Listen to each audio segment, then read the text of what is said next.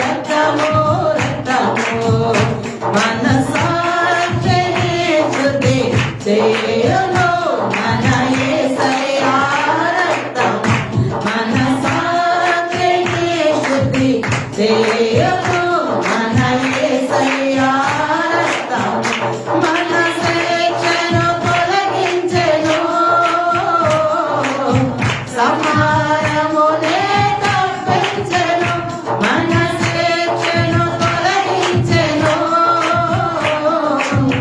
సమారమునే తప్పించెను యేసు రక్తము రక్తము రక్తము యేసు రక్తము రక్తము రక్తము మహాపరిశుద్ధ స్థలములో చేర్చును మన యేసయ్యా రక్తము మహాపరిశుద్ధ స్థలములో చేర్చును మన యేసయ్యా రక్తము మన ప్రధాన యాజకుడు మన కంటే ముందుగా వెళ్ళెను మన ప్రధాన యాజకుడు మన కంటే ముందుగా వెళ్ళెను యేసు రక్తము రక్తము రక్తము యేసు రక్తము రక్తము రక్తము అమూల్యమైన రక్తము నిష్కళంకమైన రక్తము అమూల్యమైన రక్తము నిష్కళంకమైన రక్తము యేసు రక్తము రక్తము రక్తము యేసు రక్తము రక్తము రక్తము యేసు రక్తము రక్తము రక్తము హల్లెలూయా. మనమందరం కూడా రెండు చేతుల పైకెత్తి దేవుని ఆరాధిద్దామండి. దేవుని ఆరాధిద్దామంటే పిల్లలు ఆయన ఏమై ఉన్నాడో మన జిహ్వా ఫలాన్ని దేవునికి అర్పిద్దాం. ఆయనకి ప్రభావాన్ని ఆరోపిద్దాం, ఆయనకి ఘనతని ఆరోపిద్దాం. మనం అందరం ఒక రెండు చేతుల పైకెత్తి నీ నోటితో దేవుని ఆరాధించమ్మా. ఆయన గొప్ప దేవుడు, నేను ఎంతో ప్రేమించిన దేవుడు, ప్రేమాస్వరూపి, కృప కలిగిన దేవుడు, దయ కలిగిన దేవుడు, ఉన్నవాడు, సృష్టికర్త ఆయన. ఆరాధించమ్మా, ఆరాధించి హృదయపూర్వకంగా ఆరాధించమ్మా. అవును, దేవుడు నిన్ను చూస్తున్నాడు ప్రియబిడ్డ, దేవుడు నిన్ను చూస్తున్నాడు. ఆరాధించు, ఆరాధించాలి. కళ్ళు మూసుకొని ఆకాశం కళ్ళెత్తి, ఆ కళ్ళు మూసుకొని ఆకాశం చేతులెత్తి దేవుని ఆరాధించాలి. పరిశుద్ధానికి స్తోత్రం స్తోత్రం స్తోత్రం స్తోత్రం చెల్లిస్తాం. ప్రేమానికి దేవానికి స్తోత్రాలు, తిరగడానికి స్తోత్రాలు, ఆశ్చర్యకరడానికి స్తోత్రాలు, ఆలోచన సత్వానికి స్తోత్రాలు, నిధులకు తండ్రి నీకే స్తోత్రాలు, సత్తులకు తండ్రి నీకే స్తోత్రాలు, సకల ఆశీర్వాదానికి దేవానికి స్తోత్రాలు. వంటి వాడు ఎవడు లేడు ప్రభా, చేతులను బట్టి పురుషుడువయ్యా, పరిశుద్ధుల బట్టి మహనీయుడువయ్యా, అద్భుతములు చేయవాడు ప్రభా. నీకే స్తోత్రం స్తోత్రం స్తోత్రం స్తోత్రం చెల్లిస్తున్నాము నాయన. మొదటి వాడికి జీవించిన వాడికి సజీవుడు ఓ లోక పాపములను మోసుకొని పోతున్న దేవుని గొర్రె పిల్లగా మా మనకు దిగివచ్చినటువంటి గొప్ప దేవుడు అయ్యా. నీకు స్తోత్రాలు స్తోత్రాలు స్తోత్రాలు అయ్యా. ఓ దాంట్లో ఉన్నవాడిని అనుభవమైనది సర్వశక్తి గల దేవుడు ప్రభా. నీకు స్తోత్రాలు. సర్వోన్నతమైన దేవుడు నీకు స్తోత్రాలు స్తోత్రాలు స్తోత్రాలు. ఓ దమనవాడిని, రంగవరుడి, మనోహరుడి, 10,000 మంది పరిశుద్ధ గొప్ప దేవుడు నీకే స్తుతి, నీకే స్తోత్రాలు స్తోత్రాలు స్తోత్రాలు చెల్లిస్తున్నాము. ఇమ్మానుయేలు దేవుడు అయ్యా, మాకు తోడుగా ఉండే ఇమ్మానుయేలు, మా కొండ, మా కోట, మా ఆశ్రయంగా నీవే అయ్యా. నీకే అదేవిధంగా దేవుడు మన జీవితంలో చేసిన మేలు కృతజ్ఞతాస్తులు చెల్లించండి అమ్మా. కృతజ్ఞతాస్తులు అంటే ఆయన నేను ఎంతగా కాపాడాడో, పోషించాడో, సహాయం చేసి గుర్తు చేసుకొని దేవునికి కృతజ్ఞతలు చెల్లించు, దేవునికి కృతజ్ఞతలు చెల్లించమ్మా. అవును ప్రభా, మమ్మల్ని ఈ వారం అంతా కాపాడారయ్యా. ఈ 2021 సంవత్సరము 2 మాసములు కాపాడారు. ఈ రోజు వరకు మమ్మల్ని కాపాడారు, క్షేమంగా ఉంచారు, సజీవులంగా ఉంచారు. రక్షణతో మమ్మల్ని అలంకరించిన దేవుడుగా ఉన్నందుకు మీకే స్తోత్రమయ్యా. రక్షణతో మమ్మల్ని అలంకరించారు, దేవుడులుగా నీ సొత్తుగా మీరు చేస్తున్నందుకు తండ్రి నీకే స్తోత్రం స్తోత్రం స్తోత్రం. దయగలిగిన దేవా నీకే స్తోత్రాలు చెల్లిస్తున్నాము నాయన. ఓ నీ వాక్యాన్ని మాకు ఇచ్చావు ప్రభా, నీ వందనాలయ్యా. పరిశుద్ధాత్మలు మాకు ఇచ్చావు ప్రభా, నీకు స్తోత్రాలయ్యా. మమ్మల్ని పోషించావయ్యా, మాకు తోడుగా ఉన్నావు, సహాయం చేసావు. అనారోగ్యంగా ఉన్నప్పుడు ఆరోగ్యాన్ని ఇచ్చావు, కృంగినప్పుడు లేవనెత్తావు. అయినా నీకే స్తోత్రాలు స్తోత్రాలు. అయ్యా నిన్నే స్తుతిస్తున్నాం, నిన్నే మహిమపరుస్తున్నాం. అదే విధంగా ప్రియులారా, దేవుడు మన జీవితంలో చేయబోతున్న కార్యాలకై విశ్వాసం దేవుని స్తుతించండి అమ్మా. మనము సంఘంలో ప్రార్థన చేయించినట్టుగా మనకి ఇవ్వబోతున్న మందిరానికై స్తోత్రాలు చెల్లించండి. మన దేవుని మొరపెట్టినవన్నీ కూడా మనకి దేవుడు ఇచ్చాడని అయ్యా నీ సన్నిధిలో మొరపెడుతున్న ప్రతి ఇంటిని కూడా అనుగ్రహించినందుకు స్తోత్రాలయ్యా. మాకు చక్కటి మందిరాన్ని ఇచ్చినందుకు స్తోత్రాలయ్యా. నీ సన్నిధిలో ఎవరి కోసం అయితే ప్రార్థన చేస్తున్నామో వాళ్ళందరికీ కూడా మీరు విడుదల ఇచ్చినందుకు స్తోత్రాలయ్యా. రక్షణ లేని వారికి రక్షణ ఇచ్చినందుకు స్తోత్రాలయ్యా. సాధారణ బంధకాల్లో ఉన్న వారిని విడిపించినందుకు నీకు స్తోత్రాలయ్యా. ఓ నా ప్రభా, రక్షణ లేని వారికి రక్షణ ఇచ్చినందుకు స్తోత్రాలు ప్రభా. సంఘంలో ప్రభా కుటుంబాలుగా మీరు నడిపించే దేవుడుగా ఉన్నందుకు మీకే స్తోత్రం స్తోత్రం స్తోత్రం స్తోత్రం స్తోత్రం చెల్లిస్తున్నాము నాయన. పరిశుద్ధానికి వందనాలు, కృపకైన దేవా నీకే స్తోత్రాలు స్తోత్రాలు చెల్లిస్తున్నాము నాయన. దైవైన దేవా నీకే స్తోత్రాలు స్తోత్రాలు స్తోత్రాలు చెల్లిస్తున్నాం. మా జీవితాన్ని చేసిన మేలులకై ఉపకారములకై స్తోత్రాలు స్తోత్రాలు చెల్లిస్తూ చెప్తాం. ఈ నా స్తుతి ఆరాధన యేసుక్రీస్తు నామం పేరిట నీకే సమర్పిస్తున్నాము తండ్రి. ఆమేన్. హల్లెలూయా హల్లెలూయా. అత్యున్నత సింహాసనముపై ఆసీనుడా, దేవదూతలు ఆరాధించు పరిశుద్ధుడా, యేసయ్యా నా నిలువెల్ల నిండి ఉన్నావు. నా మనసారా నీ సన్నిధిలో సాగిలపడి నమస్కారము చేసెదా, సాగిలపడి నమస్కారము చేసెదా. నా మనసారా నీ సన్నిధిలో సాగిలపడి నమస్కారము చేసెదా, సాగిలపడి నమస్కారము చేసెదా. ప్రతి వసంతము నీ దయా కిరీటమే, ప్రకృతి కళలన్నీయు నీ మహిమను వివరించునే. ప్రతి వసంతము నీ దయా కిరీటమే, ప్రకృతి కళలన్నీయు నీ మహిమను వివరించునే. ప్రభువా నీనే ఆరాధించెదా కృతజ్ఞతార్పణలతో, కృతజ్ఞతార్పణలతో. ప్రభువా నీనే ఆరాధించెదా కృతజ్ఞతార్పణలతో, కృతజ్ఞతార్పణలతో. అత్యున్నత సింహాసనముపై ఆసీనుడా, దేవదూతలు ఆరాధించు పరిశుద్ధుడా, యేసయ్యా నా నిలువెల్ల నిండి ఉన్నావు. నా మనసారా నీ సన్నిధిలో సాగిలపడి నమస్కారము చేసెదా, సాగిలపడి నమస్కారము చేసెదా. నా మనసారా నీ సన్నిధిలో సాగిలపడి నమస్కారము చేసెదా, సాగిలపడి నమస్కారము చేసెదా.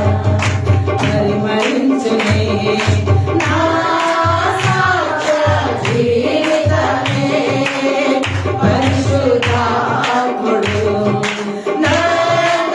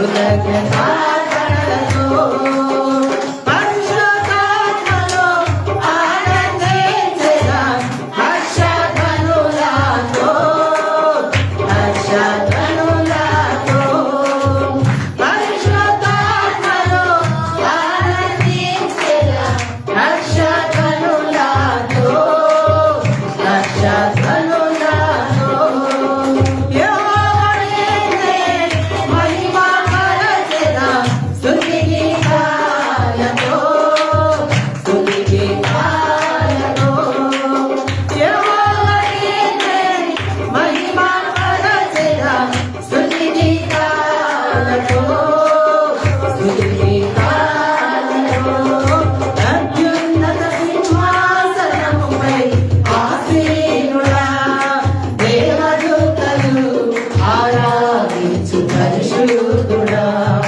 యేసయ్యా నా నిలువెల్లా నిండి ఉన్నావు నా మనసారని సన్నిధిలో సాగిలపడి నమస్కారము చేసేదా సాగిలపడి నమస్కారము చేసేదా నా మనసారని సన్నిధిలో సాగిలపడి నమస్కారము చేసేదా సాగిలపడి నమస్కారము చేసేదా నా మనసారని సన్నిధిలో సాగిలపడి నమస్కారము చేసేదా సాగిలపడి నమస్కారము చేసేదా.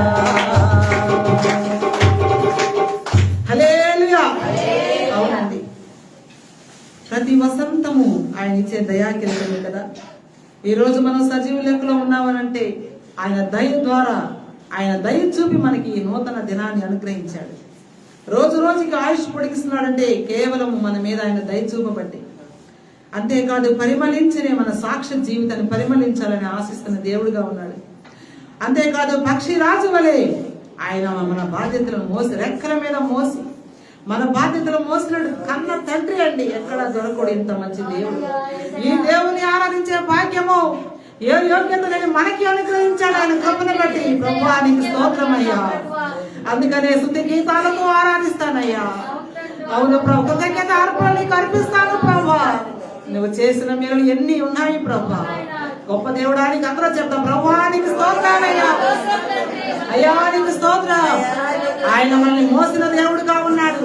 మనకు అనారోగ్యం వచ్చినప్పుడు స్వస్థపరిచిన దేవుడుగా ఉన్నాడు. ఒంటరిగా ఉన్నప్పుడు ఓదార్చిన దేవుడుగా ఉన్నాడు. ఆయన ఒక తల్లి వలె మనం ఆదరించిన దేవుడుగా, తండ్రిగా, తల్లి తండ్రి ఆయనే మనకు. ఇంత గొప్ప దేవుడు దొరకడము మన అదృష్టం అండి.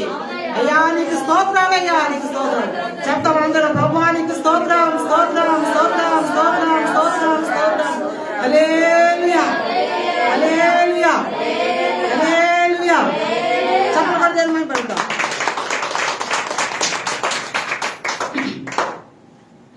కొంత సమయం కూర్చోండమ్మా. కొంత సమయం దేవుని వాక్యాన్ని ధ్యానం చేసుకుందాం.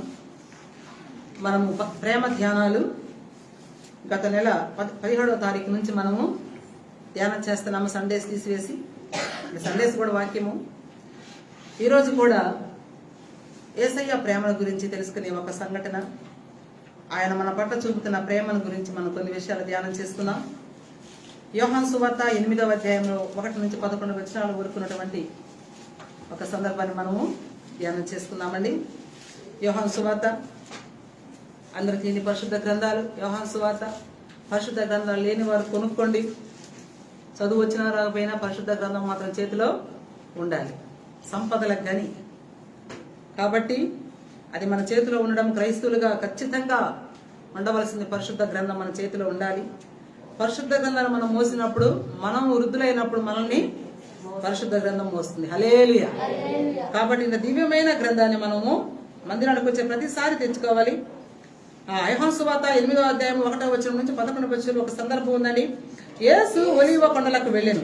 తెల్లవారుగానే యేసు తిరిగి దేవాలయంలోనికి రాగా ప్రజలందరూ ఆయన ఎదుకు వచ్చిన కనుక ఆయన కూర్చుండి వారికి బోధించుచుండెను. శాస్త్రను పరిశీలన వ్యభిచారమందు ఒక పని చేద్దాం. ఒక వచనం మీరు, ఒక వచనం నేను చదువుదాం. పెద్ద ఉంది కాబట్టి 1వ వచనం చదువుతాం, 2వ వచనం మీరు చదవండి. యేసు ఒలీవ కొండకు వెళ్ళెను.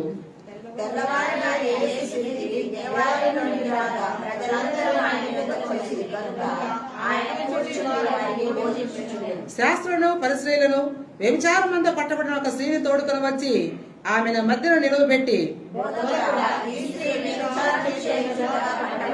అట్టి వారిని రాళ్లు రూపి చంపవలనని ధర్మశాస్త్రములో మోషే మనకు ఆజ్ఞాపించను కదా, ఆయనను నీవేమి చెప్పుచున్నావని ఆయన అడిగిరి.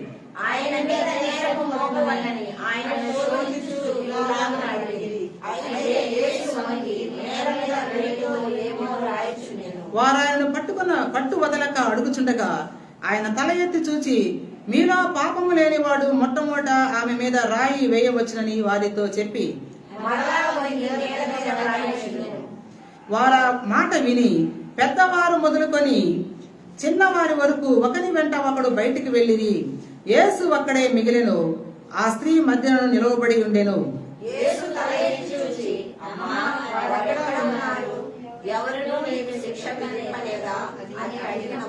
ఆమె, లేదు ప్రభువా నేను. అందుకు యేసు, నేను నీకు శిక్ష విధింపను, నువ్వు వెళ్ళి ఇక పాపము చేయకమని ఆమెతో చెప్పాను. హల్లెలూయా. ప్రార్థన చేసుకుందామండి. మీరందరూ కూడా ప్రభువుని అడగండి, ప్రభువా నాతో మాట్లాడమని అడగండి. దేవుడు మాట్లాడే దేవుడు కాబట్టి మనందరితో మాట్లాడడానికి సిద్ధంగా ఉన్నాడు. కాబట్టి ప్రతి ఒక్కరు కూడా మీ హృదయంలో, ప్రభువా ఈ వాక్యం ద్వారా నాతో మాట్లాడని అడగండి. పరిశుద్ధ ప్రేమ కనికరం కలిగిన మా పరలోకపు తండ్రి, మీకు వందనాలు చెల్లిస్తున్నాము నాయన. చదవబడినటువంటి లేఖన భాగాన్ని బట్టి మీకు వందనాలు చెల్లిస్తున్నాం. ఈ దిన ఆహారంగా, వాక్య ఆహారంగా మీరు మాకు ఇది అనుగ్రహించినందుకు స్తోత్రాలు చెల్లిస్తున్నాం. ఇప్పటి వరకు పాటల ద్వారా, సాక్ష్యాల ద్వారా, స్తుతి ఆరాధన ద్వారా మీరు మహిమ పొందుకున్నందుకు స్తోత్రాలు చెల్లిస్తున్నాం. చదవబడిన లేఖన భాగం ద్వారా మాతో మాట్లాడండి నాయన. నీ మాట కోసం మేము అందరం వచ్చి ఉన్నాం. నీ మాటలు ఎంతో మధురమైనవి, నీ మాటలు ఎంతో గొప్పవి, నీ మాటలు హృదయాలను మారుస్తాయి ప్రభా. నా ప్రభా, అందుకనే మాతో మాట్లాడండి. నీ జీవము గల మాటలు మా అందరికి దయచేయండి అయ్యా. కనికరించండి, కృప చూపండి. మీరు మాట్లాడుతున్నప్పుడు మా అందరికి వినగలిగే చెవులు ఇవ్వండి అయ్యా. గ్రహించే మనస్సు ఇవ్వండి. వాక్యానికి లోబడే హృదయం మా అందరికి దయచేయండి ఆయన. నా ప్రభా, ఈ వాక్య పరిచయం ద్వారా మీ నామానికి మహిమ తెచ్చుకోండి. ఈ దీనదాసు నన్ను నీ శిలువ చాట మరుగుపరిచి కొలత లేని ఆత్మతను నింపి నీ నోటి కూరగా వాడుకొని మా అందరిని ఆస్తులు తెంచమని యేసు నామములో ప్రార్థిస్తున్నాను తండ్రి, ఆమేన్. హల్లెలూయా. ప్రియులారా, మనం ఇక్కడ చూస్తే యేసు ఒలీవ కొండకు వెళ్ళాను అని ఇక్కడ వాక్యం రాయబడింది. ఎందుకు వెళ్ళాడు యేసు ఒలీవ కొండకి అని మనం పైన వచనంలో చూస్తే 53వ వచనంలో చూడండి. వారు 45వ వచనం చదవద్దులేమ్మా, పెద్ద టాపిక్. 45వ వచనంలో చూస్తే ఆ బండ్రోతులు ప్రధాన యాజకులు పరిశీలనకు వచ్చినప్పుడు చూడండి, ఇక్కడ మనం గమనిస్తే యేసయ్యను పట్టుకోవాలని చూస్తున్నారు. ఏంటమ్మా, మీరందరూ చూడండి, క్లియర్ గా మీకు చెప్పడానికి ప్రయత్నం చేస్తాను. యేసయ్యను పట్టుకోవాలని చూస్తున్నారు. ఎందుకు పట్టుకోవాలని చూస్తున్నారంటే యేసయ్య అనేక మందిని ప్రభావితం చేస్తున్నాడు. అనేక మంది యేసయ్యను వెంబడిస్తున్నారు. కాబట్టి శాస్త్రులు పరిశ్రయలు వీళ్ళు ఏం చేశారంటే యేసయ్యను ఎలాగైనా పట్టుకోవాలని ప్రయత్నం చేస్తున్నారు. ఆ ప్రయత్నంలో భాగంగానే అక్కడ ఉన్నటువంటి సెన్హెటెడ్ సభలో ఉన్నటువంటి బంట్రోతులు, అంటే వీళ్ళు ఆ యొక్క సభలో ఉన్న పోలీసు వారని అర్థం. అటువంటి బంట్రోతులంట ప్రధాన యాజకుల యొద్దకును పరిశీలనకు వచ్చినప్పుడు చూడండి, వాళ్ళకి ఒక పని అప్పగించారు. మీరు వెళ్ళి యేసయ్యను పట్టుకోరండి అన్నారు. వాళ్ళు వెళ్ళారు పట్టుకోవడానికి, యేసయ్యను పట్టుకోవడానికి వెళ్ళారు. కానీ పట్టుకోకుండా తిరిగి వచ్చారు. అప్పుడు అంటారు, ఎందుకు మీరు ఆయనను తీసుకుని రాలేదని వాళ్ళని అడుగుతున్నారు. చూసారండి, మిమ్మల్ని యేసు ప్రభుని ఆ బోధకుడిని పట్టుకోరమని పంపించాను కదా, వాళ్ళని ఎందుకు ఆయన మీరు ఎందుకు పట్టుకొని రాలేదని వాళ్ళు అడిగినప్పుడు వాళ్ళు చూడు ఏమంటున్నారు, ఆ బంట్రోతులు ఆ మనుషులు మాట్లాడినట్టు ఎవడనో ఎన్నడూ మాట్లాడలేదు అన్నారు. ఆ బంట్రోతులు ఏమంటున్నారు, ఆ మనుషుడు ఎంతో అద్భుతంగా మాట్లాడుతున్నాడు, ఆ మనుషుడు మాట్లాడినట్లుగా ఎవ్వరు కూడా ఎప్పుడు కూడా ఎన్నడూ కూడా మాట్లాడినట్టు ఎవడను ఎన్నడను మాట్లాడలేడు అని చెప్తున్నారు అనమాట. చూసారండి, అంటే దేవుని మాటలు వీళ్ళు ఎందుకు వెళ్ళారు? యేసయ్యను పట్టుకోవడానికి వెళ్ళారు. కానీ యేసయ్య బోధిస్తున్నప్పుడు ఆ మాటలు విని ఆయన పట్టుకోకుండా తిరిగి వచ్చేసారు. ఎందుకు వచ్చేసారంటే ఆయన మాటలు అంత మధురంగా ఉన్నాయి. ఆయన మాటలు వింటుంటే వాళ్ళకి ఆయన పట్టుకోవాలని అనిపించలేదు, కానీ ఆ మాటలు వింటూ అలాగే ఉండిపోయి వచ్చారు. అందుకని ఎవరు కూడా ఎన్నడూ కూడా ఆ విధంగా మాట్లాడలేదు అని వాళ్ళు ఆయన గురించి సాక్ష్యం చెప్తారు. అందుకు పరిసయ్యులు మీరు కూడా మోసపోతిరా ఏమన్నారు, అరే మీరు ప్రజలు మోసపోయినట్టుగా మీరు కూడా మోసపోతిరా అని ఇక్కడ ఒక పెద్ద డిస్కషన్ అనమాట జరిగింది అనమాట. పిల్లరా, జరిగినప్పుడు ఇదంతా అయిపోయినప్పుడు మీరు గమనించండి, ఆ సంఘటన అంతా అయిపోయిన తర్వాత ఏమైంది చూడండి 30. అతడు ఒక మనుషుని మాట వినక మునుపు వాడు చేసిన తెలుసు కనుక మునుపును మన ధర్మశాస్త్రం మనకు తీర్పు తీర్చురా అని అడుగుగా వారు నీవు గలలీయుడువా విచారించి చూడుము. నికోదేముతో అంటారు. నికోదేము కొంచెం సపోర్ట్ చేశాడు యేసయ్యకి. చేసినప్పుడు నికోదేముతో కూడా వీళ్ళు అంటున్నారు గలలీయుడు, చూసారా, నీవు గలలీయుడువా విచారించి చూడుము, గలలీలో ఏ ప్రవక్త అయినా పుట్టునా అని వాళ్ళు ఈ విధంగా విమర్శిస్తున్నారు. విమర్శిస్తూ డిస్కషన్ అంతా అయిపోయింది. అందరు ఎవరి ఇళ్లకు వాళ్ళు వెళ్ళిపోయారు. పరిసయ్యులు శాస్త్రులు ఎవరి ఇళ్ళకి, ఈ బంట రోజులు వాళ్ళ ఇళ్ళకి, శిష్యులు అట్లా వెళ్ళిపోయినప్పుడు యేసయ్య కూడా ఏం చేశాడండి, ఒలీవ కొండకి వెళ్ళాడు. ఎక్కడికి వెళ్ళాడండి? యేసయ్యకి ఒక వాడుక ఉంది. ఏంటమ్మా? యేసయ్యకి ఒక వాడుక అంటే ఒక హ్యాబిట్, ఒక అలవాటు ఉంది. ఏంటంటే ఆయన ఏకాంతంగా ప్రార్థన చేసుకునే అనుభవం ఆయనకుంది. హల్లెలూయా. ఏం చేస్తాం అందుకని డిస్కషన్. యేసు ఒలీవ కొండకు వెళ్ళాను. ఎందుకు వెళ్ళాడు యేసయ్య ఒలీవ కొండకంటే ఆయన ప్రార్థన చేయడం కొరకు ఒలీవ కొండకి వెళ్ళాడు. అందుకని అక్కడ చూస్తే తెల్లవారుగానే అంటే యేసయ్య ఏం చేశారండి, రాత్రి అంతా ప్రార్థన చేస్తున్నాడు. ఏం చేస్తారమ్మా? ఒలీవ కొండ దగ్గరికి వెళ్ళి రాత్రి అంతా యేసయ్య ప్రార్థిస్తున్నాడు. తెల్లవారుగానే ఏం చేస్తున్నాడు, ఆయన తిరిగి దేవాలయంలోనికి వస్తున్నాడు. ఈయనకున్నటువంటి వాడుక ఏంటంటే రాత్రి అంతా ప్రార్థన చేయడం, ఉదయకాలంలో ఏమో దేవాలయంలోనికి రావడం ఆయనకు వాడుక. దేవాలయంలోకి వచ్చిన తర్వాత బోధించడం ఆయనకున్న ఇంకొక వాడుక. చూసారండి, ఆయనకి రాత్రంతా ప్రార్థన చేసే అనుభవం. నెక్స్ట్ వచ్చి తర్వాత ఏంటమ్మా, ఆయన దేవాలయం ప్రతి దినము దేవాలయానికి వస్తాడు యేసయ్య. చూసారండి, ఇప్పుడు మన అందరం కూడా ఎక్కడికి వచ్చాం? దేవాలయమే, సంఘమే, మందిరానికి వచ్చాం. మన అందరం వాడుకగా వస్తున్నాం. ప్రతి ఆదివారం వస్తున్నాం. ఇప్పుడు మనకు 40 దినాలు పెట్టుకున్నాం కాబట్టి రోజు మనము వస్తున్నాం. మనకి సంఘంలో ఏ రోజైతే కార్యక్రమాలు నిర్ణయించబడ్డాయో ఆ రోజుల్లో మనం ఏం చేస్తున్నాం, దేవుని మందిరానికి వస్తున్నాం. చూసారండి, మనకు కూడా వాడుకగా వస్తున్నాం కదా. దేవుని మందిరానికి రావడం ఎంత ఆశీర్వాదము కదా. మనం దేవుని మందిరానికి రావాల్సిన సమయంలో ఏం చేస్తాము? నేను అనుకుంటుంటాను, ఎవరైనా దేవుని మందిరానికి రాకుండా బయట ఎక్కడికన్నా వెళ్ళి పని చేస్తుంటే నేను అనుకుంటాను వాళ్ళని చూసి ఎంతో బాధ కలుగుతుంది. మనం ఎంత అదృష్టవంతులు, దేవుని మందిరంలో దేవుని స్తుతిస్తున్నాం, వాళ్ళు వెళ్ళి బయట వెంటి చాకిరి చేసుకుంటున్నారు. ఒక బంధకంలో వాళ్ళు ఉన్నారు, ఒక పనుల్లో పడిపోయి ఉన్నారు, కుటుంబంలో పడిపోయి ఉన్నారు. కుటుంబంలో బాధ్యత లేకపోయినా ఉండిపోతారు కొంతమంది కావాలని కూడా. ఎందుకంటే దేవుని కొరకు బతకాలనే ఆశ ఉన్నప్పుడు ఎవరు కూడా ఇళ్లలో కూర్చోరు. ప్రేమ ఏం చేస్తుందండి, బలవంతం చేస్తుంది. ఎల్లు మందిరానికి, ఆరాధించు, దేవుని స్తుతించు, ప్రార్థించు.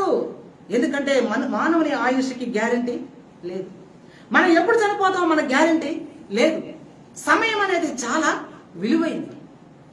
ఈరోజు చూడండి, మనం ఇప్పుడు ఈ రోజు ఎన్నో రోజు అండి, మనకి 18వ రోజు. ఈ 18 రోజులు మనం ఏం చేసాం? ప్రతిరోజు దేవుని సన్నిధిలో గడిపాం. ఈ గడిచిపోయిన రోజులు కొంతమంది వాళ్ళకి అవి రావాలన్నా ఈ 2021 సంవత్సరంలో ఈ ప్రార్థన రావాలన్నా వాళ్ళకి దొరుకుతాయండి? దొరకవు. అందుకే చూడండి, ఏ రోజుకి ఆశీర్వాదం ఆ రోజు మనకి ఉంటది. ఎవరైతే మందిరానికి వచ్చి ఆ మాటలు విని అంటారా ఆ పరలోకపు ఆనందం, సంతోషం, దీవెన మనం అనుభవిస్తాం. అయ్యే ఆశీర్వాదం అంటే దేవుని మందిరానికి వస్తే నీకు ₹1,00,000 ఇస్తాడని కానీ, దేవుని మందిరానికి వస్తే నీకు ఏదేదో ఇస్తాడు, అవి కాదు ఆశీర్వాదాలు. నువ్వు దేవుని సన్నిధికి వచ్చి సంతోషంతో ఆరాధిస్తున్నావే, ఆయన మాటలు వింటూ ఆనందిస్తూ సంతోషిస్తూ, అదే ఆశీర్వాదం పిల్లారా. హల్లెలూయా. అది ఎక్కడికి వెళ్ళినా నీకు దొరకదు. ఆశీర్వాదం అంటే అదేనండి. ఆయన కుడి చేతిలో ఏమున్నాయమ్మా? సుఖములు కదండి. తర్వాత ఇంకా ఆయన సన్నిధిలో సంపూర్ణ సంతోషం దొరుకుతుందండి. దేవుని సన్నిధికి వస్తే ఆ కొంచెం సమయమైన దేవుని సన్నిధిలో ఉన్నప్పుడు ఆ మాటలు వింటూ, ఆ పాటలు పాడుతూ, అందరితో సంఘమందరితో కలిసి ప్రార్థిస్తూ ఉన్నప్పుడు మనం పొందుతున్న ఆనందం, ఆ సంతోషం, అదే ఆశీర్వాదం. అది దేవుడు మనకి ఇచ్చాడు ఆ రోజుకి. అది పోగొట్టుకుంటారు రాని వాళ్ళు. ఎంత శోచనీయమో కదా. మరలా మనకి ఆ దినాలు వస్తాయా? మరలా నాకు కావాలి నేను కూడా అనుకుంటే వస్తాయా? రావు. ఇంకా 2021 సంవత్సరము గతించిపోయిన ఫిబ్రవరి నెల ఉన్న రోజులు మరలా మనకి తిరిగి రావు. అందుకనే సమయం ఏం చేయాలి మనము? అవును ప్రియుల, ఖచ్చితంగా ఆటంకాలు వస్తాయి, రావని నేను చెప్పట్లేదు. దేవుని కొరకు జీవిస్తున్నప్పుడు, దేవుని సన్నిధికి వెళ్ళాలని ఆశపడుతున్నప్పుడు ఆటంకాలు 100కి 100% వస్తాయి. నీకు ఆటంకాలు రాకుండా దేవుని సన్నిధికి వెళ్ళడానికి మార్గం సుగమంగా ఉండదు. ఎందుకంటే మనం ఆరాధించేది జీవంగల దేవుని. ఆ జీవంగల దేవుని ఆరాధించకుండా సాతానుడు అనేక రకాల కుతంత్రాలు కుట్రలు పన్నుతూ ఆటంకాలు ఎన్నెన్నో వాడు పన్నాగాలు. అలు పెరగని శ్రామికుడు వాడు. హల్లెలూయా. అలు పెరగని శ్రామికుడు వాడు చేస్తూనే ఉంటాడు. ఓపిక, మహా ఓపిక వాడికి. చూసారండి, అట్లా చేస్తూ ఉంటాడు. అందుకని మనం ఏం చేయాలి? వాటిని జయించి దేవుని సన్నిధికి రావాలి. హల్లెలూయా. వాటిని జయించాలండి. జయించిన వాడే పరలోకంలో జీవవృక్ష భుజింపనిస్తాడు దేవుడు. ఆషామాషిగా ఊక్కుంటా వస్తే నీకు ఆ పరలోకంలో జీవవృక్షాలు ఎలా తినిపిస్తాడు? అసంభవం. అది జయించాలి. నువ్వు ఈ లోపల జయించి పరలోకానికి వెళ్ళినప్పుడు నిన్ను ఎంత గౌరవిస్తాడో దేవుడు. బిడ్డ, నా సన్నిధికి రాకుండా ఎన్ని ఆటంకాలు వచ్చాయి, వాటిని జయించావు నా కొరకు నువ్వని శబాష్ అంటే ఎంత ఆనందం, ఎంత సంతోషం. అది నీకు పొందుకోవాలని లేదా? అది నీకు పొందుకోవాలని లేదా ప్రియ బిడ్డ? అందుకని యేసయ్యకి వాడుకగా దేవాలయానికి వెళ్ళే అలవాటు ఉందట. వాడుకగా ప్రార్థన చేస్తాడు. రాత్రంతా ప్రార్థన చేస్తాడు. తెల్లవారుగానే మందిరానికి దేవాలయానికి వచ్చి మౌనంగా కూర్చోకుండా ఏం చేస్తున్నాడు? ఆయన బోధిస్తున్నాడు.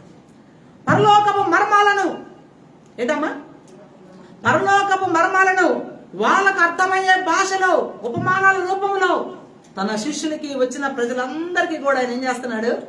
బోధిస్తున్నాడు కదా. మనము కూడా దేవుని మందిరానికి రావాలి, ప్రార్థించుకోవాలి. అంతేకాదు మనం దేవుని కొరకు ఏం చేయాలి? ఇప్పుడు పెట్టాం, మనకి ప్రార్థనలు పెట్టాం, మన అందరం కూడా యాక్టివ్గా పాల్గొంటున్నాం లేదా?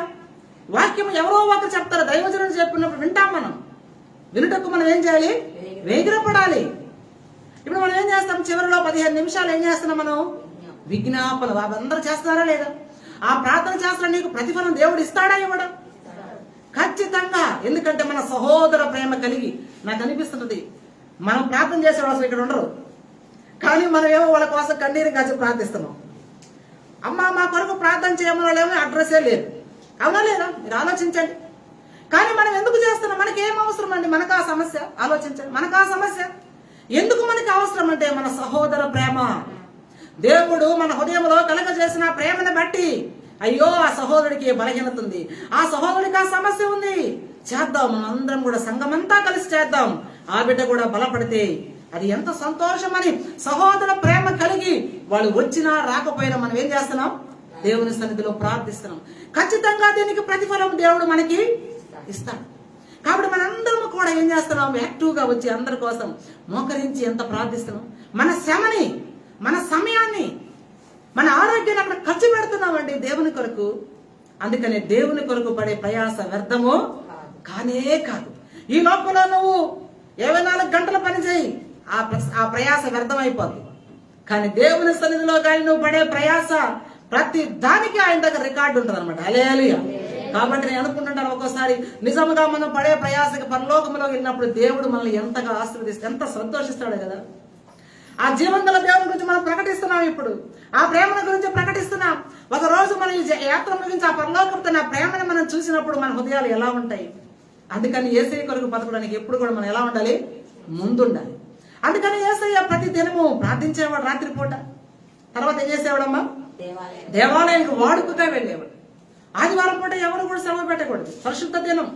ఆ రోజు సిద్ధపడిన వస్త్రాలు కట్టుకొని దేవుని ఆరాధించడానికి ఎంతో చక్కగా రావాలి.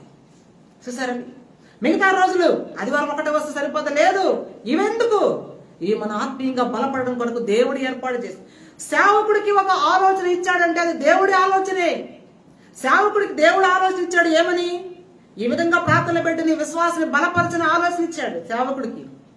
ఆ ఆలోచన దేవుని దగ్గర పొందుకున్న సేవకుడు దాన్ని ఇంప్లిమెంట్ చేసి బిడ్డలకు చెప్పినప్పుడు వచ్చి కూర్చుంటున్నారు.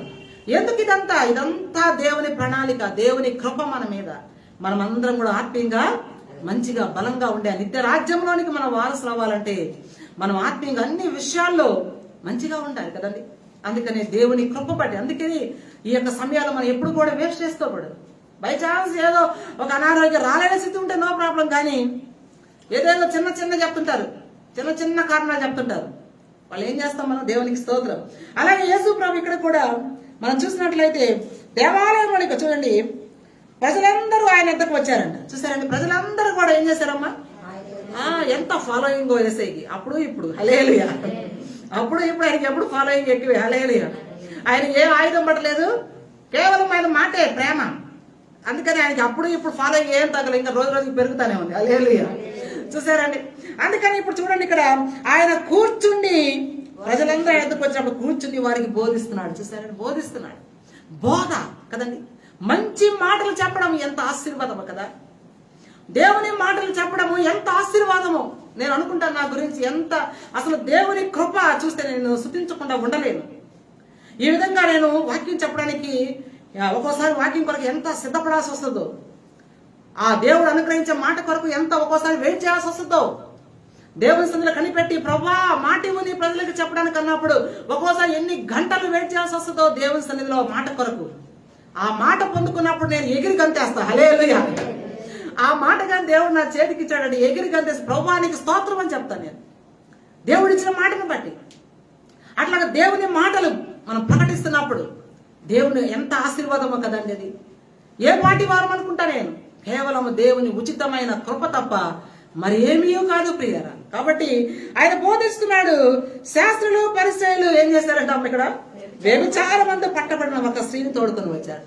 వీళ్ళ పని అంతా ఏం తెలుసా, ఈ శాస్త్రుల పని పరిసయ్యుల పని యేసయ్య మీద నేరం మోపాలి, ఆయన ఎలాగైనా కుయుక్తితో పట్టుకోవాలి, ఆయన్ని చంపాలి. ఇది తప్పితే వాళ్ళకు ఇంకో ఆలోచనే లేదు.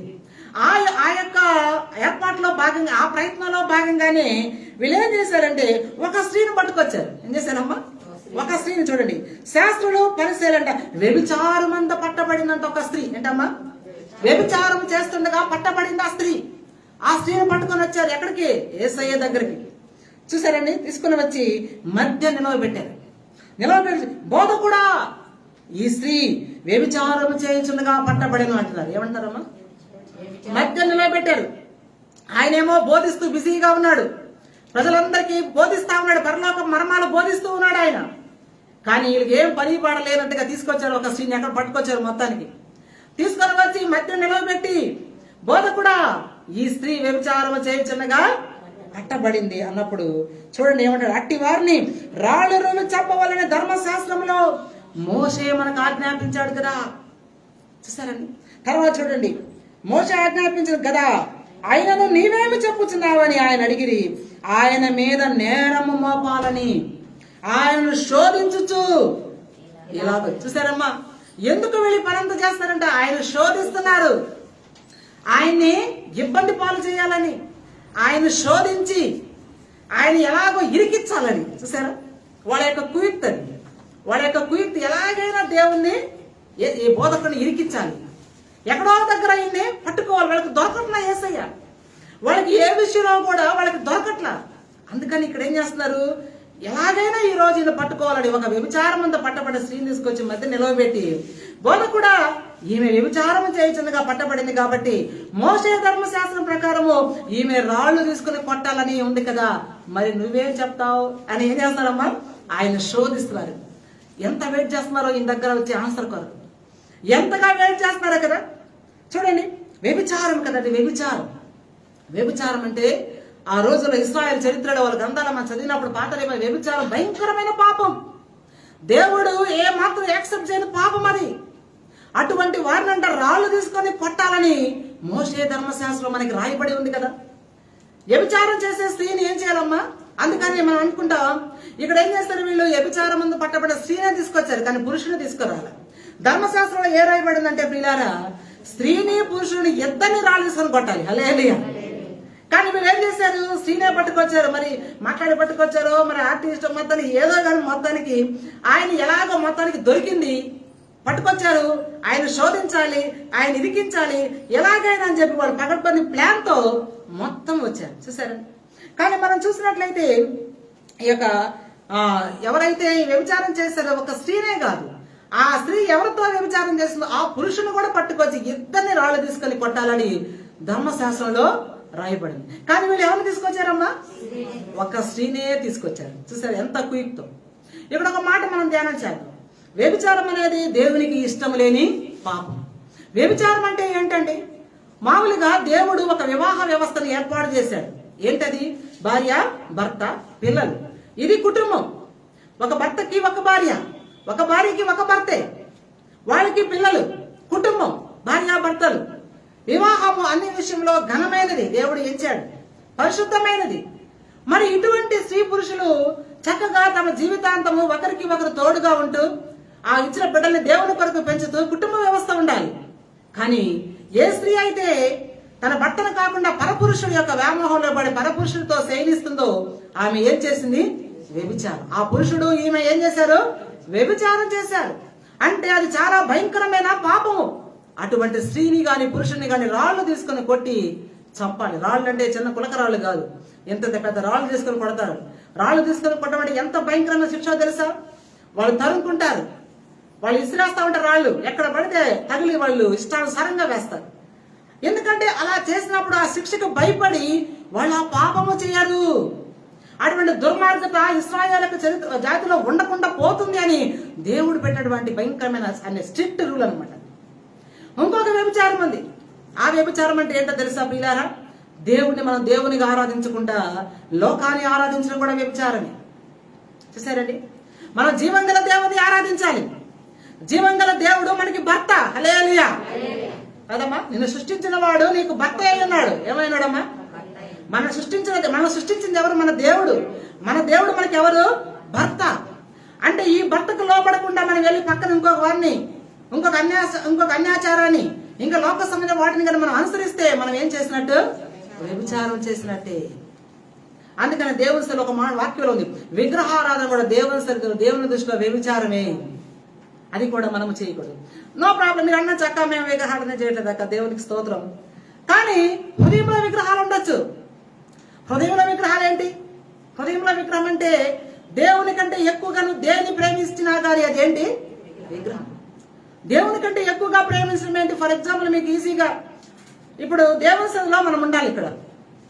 కానీ ఇదే సమయంలో నీకు ఒక 100 రూపాయలు ఇస్తాను, నువ్వు పనికిరా అన్నారు.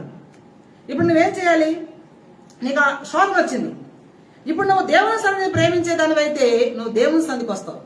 కానీ నీ హృదయంలో ఏముంది? ఒక విగ్రహం, డబ్బు అనే ఒక విగ్రహం ఉంది. ఆ డబ్బు కోసం నువ్వేం చేస్తావు? దేవుని సన్నిధిని పక్కన పెట్టి వెళ్ళిపోతావు. అంటే నువ్వు దేవుని ప్రేమించావా? డబ్బుని ప్రేమించావా? ధనాన్ని ప్రేమించావు. అందుకని యేసయ్య అన్నాడు, ఎవరు కూడా ఇద్దరు యజమానులకి దాసుడుగా ఉండరు. దేవుని మాటలు ఎంత సూటిగా ఉంటాయంటే మన వల్ల పోనీలే పాపం అనుకుంటాం. దేవుని మాటలు సూటిగా ఉంటాయి. ఎవరు కూడా ఇద్దరు యజమానులకి దాసుడుగా ఉండలేరు. సిరికిని దేవునికి దాసులుగా ఉండలేరు.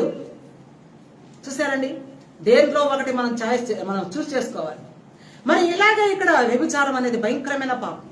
మన హృదయంలో విగ్రహాలు ఉండకూడదు. కొంతమందికి భర్తే లోకం, ఆ భర్తకి కాళ్ళు మొక్కుతా, దేవునికి స్తోత్రం. భర్తే దేవుడు.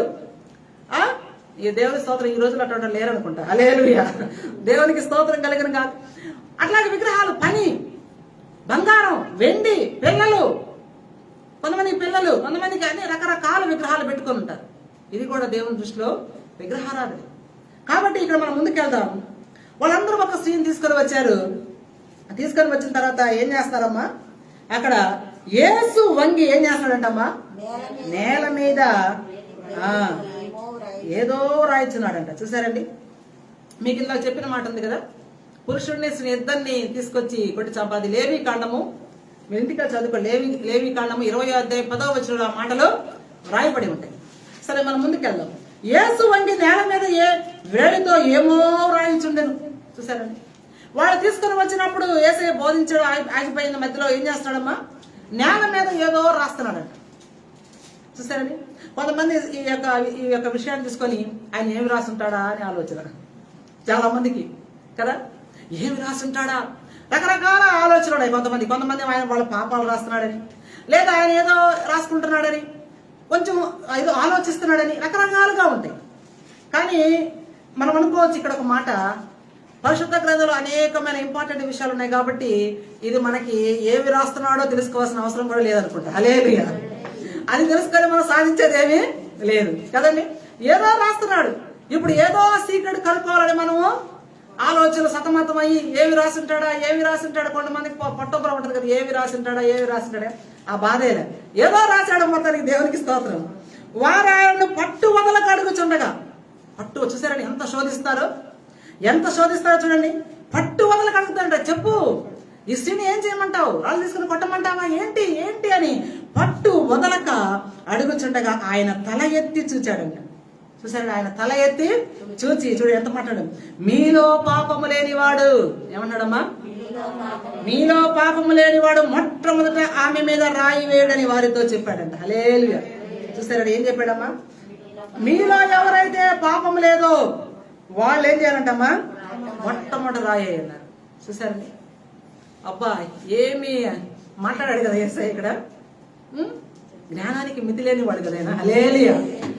ఎవరికి ఏ ఆత్మకి ఎక్కడ కాళ్ళకి బంధాలు వేయాలని తెలుసు. హల్లెలూయా. అందుకనే ఎవరైనా రక్షణ పొందాలంటే వాళ్ళు లాక్కోవాలంటే బాధపడద్దు. మనం ప్రార్థన చేస్తామంటే వాళ్ళకి ఎట్లా ట్రీట్మెంట్ చేయాలో ఆయనకి తెలుసు. హల్లెలూయా. ఏ ఆత్మకి ఏ బుక్కి ఏ గాలం వేయాలో ఆయనకి తెలుసు, మనకి తెలియదు. మన పని ప్రార్థన చేయడమే. ఏ ఆత్మను కూడా మనం రక్షించలేము. అందుకని చెరువు దగ్గరకు తీసుకెళ్లి, నది దగ్గర తీసుకెళ్లి, గుర్రాన్ని తీసుకెళ్లి చెరువు దగ్గర వదిలిపెట్టగలమే కానీ నీళ్లు తాకిపించగలమా గుర్రం చేత? ఎవరు తాగాలి నీళ్లు? ఆ గుర్రం తాగాలి. మనం తాగుతుంది, అది తాగదు కదా. అట్లాగే మనం ఏం చేయాలి, ఒక ఆత్మ రక్షణ పొందాలంటే మనం మోకరించి ప్రార్థన చేయడమే. ప్రార్థించుట మన పని, దిగి వచ్చుట ప్రభు పని. హల్లెలూయా. ప్రార్థన చేయడమే మన పని. ప్రార్థన ఆయుధం, దేవుడు ఇచ్చిన అద్భుతమైన ఆయుధం ప్రార్థన మనకి. ఆ ప్రార్థన మనం చేస్తా ఉంటే ఆ ఆత్మని ఎలా రక్షించాలో దేవుడికి తెలుసండి. హల్లెలూయా. ఆయన ఏ రూట్ లో వాళ్ళని తీసుకురావాలో ఆ రూట్ లో ఇక్కడ తీసుకొచ్చి కూర్చోబెడతాడు. హల్లెలూయా. మనం నమ్మాలి దేవుని మాటలు. అందుకనే ఇక్కడ ఎంత చక్కగా ఆయన వాళ్ళు ఆ విధంగా అడుగుతున్నప్పుడంట, మీలో పాపము లేని వాడు మొట్టమొదట రాయి వేయమన్నాడు. చూసారండి, మీలో ఎవరిలో అయితే పాపం లేదో వాళ్ళు ఏం చేయమన్నాడమ్మా, మొట్టమొదట రాయి వేయండి అన్నప్పుడు వాళ్ళందరూ కూడా చూడండి, ఎవరన్నా ఉన్నారండి పాపం లేని వారు? పాపం లేని వారు ఉన్నారా? అందరూ పాపులే కదండి. వీళ్ళేమనుకుంటారు, వీళ్ళేదో నీతిమంతులు అయినట్టుగా కనపరచాలని బాగా షో చేశారు మొత్తానికి. ఈ శాస్త్రులు పరిశ్రమలు వీళ్ళేదో నీతిమంతులు అయినట్టుగా, ఈ స్త్రీ ఏదో పాపం చేసింది కాబట్టి అబ్బా అనుకున్నారు. కానీ దేవుడు చూడండి అసలు వాళ్ళ విషయమే బయట పెట్టేస్తున్నాడు. మీలో ఎవరు పాపం లేదు, చూడండి చక్కటి మాట, మీలో పాపము లేనివాడు మొట్టమొదట రాయి వేయమని చెప్పాడు కదమ్మా. మొట్టమొదట రాయి వేయమన్నప్పుడు వాళ్ళు ఏం చేశారు, అక్కడ చూడండి ఏమంటున్నారు, మరలా వంగి నేల మీద వ్రాయిచుండెను వారు ఆ మాట విని. ఆ మాట చెప్పేశాడు దేవుడు. యేసయ్య చెప్పేసి, మీలో ఎవరైతే పాపం లేదో వాళ్ళు మొట్టమొదటి రాయి ఆ స్త్రీ మీద వేయని చెప్పేసి మరలా ఆయన పని ఆయన చేసుకుంటాడు, రాసుకుంటా ఉన్నాడు. నేల మీద వంగి రాస్తూ ఉన్నాడు. అప్పుడు చూడండి ఒకసారి, వారు ఆ మాట విని పెద్దవారు మొదలుకొని చిన్నవారి వరకు ఒకని వెంట ఒకడు బయటికి వెళ్ళిది. చూసారండి, ఎప్పుడైతే యేసయ్య ఆ మాట చెప్పాడో ప్రియులారా, వాళ్ళందరూ కూడా అంట ఆ మాట విని చిన్నవారు మొదలుకొని పెద్దవారు వరకు ఏం చేశారమ్మా, బయటికి వెళ్ళిపోయారు. అంటే వాళ్ళ మనస్సాక్షి వాళ్ళని గద్దించింది. హల్లెలూయా. వాళ్ళకి ధర్మశాస్త్రం తెలుసండి. ధర్మశాస్త్రంలో 51వ కీర్తనలో ఏమి రాయబడి ఉంటుందండి? చూద్దాం. 51వ కీర్తన 5వ వచనంలో చూడండి. 51వ కీర్తన 5వ వచనం, నేను పాపములో పుట్టిన వాడను, పాపములోనే నా తల్లి గర్భమును ధరించింది అంటున్నారు ఇక్కడ కదమ్మా. దావీదు గారు ఏం రాస్తారు ఇక్కడ? నేను పాపములో పుట్టిన వాడను. దావీదు మహారాజు పాపము చేశాడండి. బెత్షెబాతో పాపం చేసినప్పుడు పశ్చాత్తాపంతో ఈ కీర్తన రాశాడు, 51వ కీర్తన. అప్పుడు అంటున్నాడు అతను, నేను పాపములో పుట్టిన వాడను, పాపములోనే నా తల్లి నన్ను గర్భమున ధరించిందని ఆయన ఎంత చక్కగా చెప్తున్నాడో చూశారండి. ఆ విధంగా వీళ్ళకి ధర్మశాస్త్రం తెలుసు. రోమాపత్రిక రాయబడినట్టు నీతిమంతుడు లేడు, ఒక్కడు లేడు, అందరూ కూడా పాపం చేస్తారంట. దేవుడి దగ్గర మహిమను పొందలేకపోతున్నారు. కాబట్టి వాళ్ళకి తెలుసు ధర్మశాస్త్రం. అందుకని వాళ్ళ మనస్సాక్షి వాళ్ళని చేసింది. వాళ్ళకి ఎప్పుడైతే గద్దించిందో వాళ్ళు గ్రహించారు ఏమని, మేము పాపులము అని. అప్పుడు దాకా ఏమనుకున్నారు వాళ్ళు? వాళ్ళు నీతిమంతులు అనుకున్నారు. నీతిమంతుల పరిచయులు శాస్త్రులు ఏమనుకున్నారు అప్పుడు దాకా, మేము నీతిమంతులము, మిగతా వాళ్ళంతా పాపులు లెక్క వాళ్ళది. అందుకని ఎప్పుడైతే యేసయ్య మీలో పాపము లేని వాడు మొట్టమొదటి రాయి వేయమన్నప్పుడు వాళ్ళు ఏం చేస్తారు, చిన్నవారు మొదలుకొని పెద్దవారు వరకంటే ఆ మాట విని ఏం చేశారండి, బయటికి వెళ్ళిపోయారు. ఎందుకు వెళ్ళిపోయారు? వాళ్ళు వచ్చిందేంటి, ఇక్కడ జరిగిందేంటి? వాళ్ళు ఏ ఉద్దేశంతో వచ్చారు? యేసయ్యని ఇరికించాలని, యేసయ్యని ఎలాగైనా శోధించాలని, ఎలాగైనా ఏదో ఒక మాటలో కానీ దేంట్లో పట్టుకొని ఆయన బంధించాలని ఒక దురుద్దేశంతో వాళ్ళు ఇక్కడికి వచ్చారు. దేవుడికి అవన్నీ తెలుసా తెలీదా? ఏమా యేసయ్యకి అవన్నీ కూడా తెలుసండి. అందుకని ఇక్కడ మనం చూస్తే వారు ఆ మాట విని పెద్దవారు మొదలుకొని చిన్నవారు వరకు బయటికి వెళ్ళిపోయారు. ఎవరున్నారమ్మ అక్కడ? యేసు ఒక్కడే. మీకు చెప్పలు కూడా దేని ఆయన ఒక్కడే నిలబడ్డాడు. అందుకని ఒక పాట కదా, ఒక్కడే యేసు ఒక్కడే, ఒక్కడే పరిశుద్ధుడు ఒక్కడే, ఒక్కడే యేసు ఒక్కడే, ఒక్కడే పరిశుద్ధుడు ఒక్కడే. మహాదేవుడు మహిమోన్నతుడు, మహాదేవుడు మహిమోన్నతుడు, లోకానికి రక్షకుడు యేసు ఒక్కడే, లోకానికి రక్షకుడు యేసు ఒక్కడే, ఒక్కడే యేసు ఒక్కడే, ఒక్కడే పరిశుద్ధుడు ఒక్కడే. పాపిని రక్షించువాడు యేసు ఒక్కడే, పాప శిక్ష బాపువాడు యేసు ఒక్కడే, పాపిని రక్షించువాడు యేసు ఒక్కడే, పాప శిక్ష బాపువాడు యేసు ఒక్కడే. జీవ మార్గమయే సత్య దైవమయే, జీవ మార్గమయే సత్య దైవమయే, మోక్షానికి చేర్చువాడు యేసు ఒక్కడే, మోక్షానికి చేర్చువాడు యేసు ఒక్కడే, ఒక్కడే యేసు ఒక్కడే, ఒక్కడే పరిశుద్ధుడు ఒక్కడే. మరణము గెలిచిన వాడు యేసు ఒక్కడే, మరణారానున్నవాడు యేసు ఒక్కడే, మరణము గెలిచిన వాడు యేసు ఒక్కడే, మరణారానున్నవాడు యేసు ఒక్కడే. పరిశుద్ధులలో ఆ పరమునకు, పరిశుద్ధులలో ఆ పరమునకు కొనిపోవువాడు యేసు ఒక్కడే, కొనిపోవువాడు యేసు ఒక్కడే, ఒక్కడే యేసు ఒక్కడే, ఒక్కడే పరిశుద్ధుడు ఒక్కడే. నిత్యము ప్రేమించువాడు యేసు ఒక్కడే, నిత్య శాంతి ఇచ్చువాడు యేసు ఒక్కడే, నిత్యము ప్రేమించువాడు యేసు ఒక్కడే, నిత్య శాంతి ఇచ్చువాడు యేసు ఒక్కడే. నీ వేదనలో, నీ రోదనలో, నీ వేదనలో, నీ బాధలలో నీ అండగా ఉండువాడు యేసు ఒక్కడే, నీ అండగా ఉండువాడు యేసు ఒక్కడే, ఒక్కడే యేసు ఒక్కడే, ఒక్కడే పరిశుద్ధుడు ఒక్కడే. మహాదేవుడు మహిమోన్నతుడు, మహాదేవుడు మహిమోన్నతుడు, లోకానికి రక్షకుడు యేసు ఒక్కడే, లోకానికి రక్షకుడు యేసు ఒక్కడే, ఒక్కడే యేసు ఒక్కడే, ఒక్కడే పరిశుద్ధుడు ఒక్కడే. చూసారా ఎంత అద్భుతమైన పాట. ఒక్కడే, ఒక్కడే మిగిలిపోయాడు. అందరూ తమ మనశ్శాఖ చేత గద్దించబడి తమ పాపులమని గుర్తెరిగి, ఓ మాలో పాపమే ఉంది, పరిశుద్ధత లేదు, మేము నీతిమంతులం కాదని వాళ్ళ మనశ్శాఖ చేత గద్దించబడి ఎవరు కూడా ఆ స్త్రీ మీద రాయి వేయకుండా చిన్నవారు మొదలుకొని పెద్దవారు వరకు అందరూ బయటికి వెళ్ళిపోయారు, కానీ ఒక్కడే మిగిలాడు మన యేసయ్య. హల్లెలూయా. ఆయన ఒక్కడే పరిశుద్ధుడు, ఆయన ఒక్కడే పాపిని రక్షించేవాడు, ఆయన ఒక్కడే ప్రియులారా మహాదేవుడు, మహోన్నతుడు, లోకానికి రక్షకుడు యేసు ఒక్కడే. రక్షకుడు ఆయన. ఆయన ఎవరమ్మా? రక్షకుడు. నాకు రక్షకుడు ఆయన, మనందరికి రక్షకుడు ఆయన. మనం రక్షించాడు. ఏం చేశాడు అమ్మాయినా? మనం రక్షించాడు. నరకానికి వెళ్లకుండా మనం రక్షించిన రక్షకుడు ఆయన. పాపిని రక్షించేవాడు ఆయనే. ఎంత ఘోర పాపినైనా ఆయన క్షమిస్తాడు, ప్రేమిస్తాడు, హక్కున చేర్చుకుంటాడు. అందుకని పాప శిక్షను బాపాడు ఆయన. పాపానికి వచ్చిన శిక్షను బాపినవాడు ఆయన ఒక్కడే. జీవ మార్గం ఆయనే, సత్య మార్గము, సత్య దైవం ఆయనే, మోక్షానికి చేర్చువాడు యేసు ఒక్కడే. హల్లెలూయా. అందుకని అందుకని యేసయ్య అన్నాడు, నేనే మార్గము, నేనే సత్యము, నేనే జీవము అన్నాడు. నా ద్వారా తప్ప ఎవ్వడు కూడా తండ్రి యొద్దకు రాడు. మీరు ఏ దొడ్డిదారులో రావడానికి ప్రయత్నించినా కుదరదు. మార్గము ఒకటే, యేసు దగ్గరికి రావాల్సిందే.